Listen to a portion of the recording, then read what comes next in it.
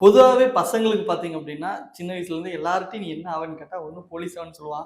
இல்லாட்டி நான் வந்து ஆர்மி ஆஃபீசர் ஆகணும் அப்டின்னு சொல்லுவான். ஏன்னா, அந்த மாஸ் நம்ம தமிழ் சினிமால அப்டி பார்த்துட்டோம். ஆமா, இந்த ஆமா, மாஸ், பிஜிஎம் அந்த மாரி ஒரு ஆமாமா. பைக்ல வர்றது, தோரணை ஆமா, அதெல்லாம் ஆமா. பார்த்து உங்களுக்கு அந்த மாரி இருந்திருக்கா? நம்ம அந்த மாரி போலீஸ் இது மாரி ஆகணும், இந்த மாரி அந்த மாரி ஆசைகள் ஏதாவது இல்ல, இருந்திருக்கா? இல்ல. போலீஸ் ஆகணுன்ற ஆசைலாம் எனக்கு என்னைக்குமே இருந்ததில்ல.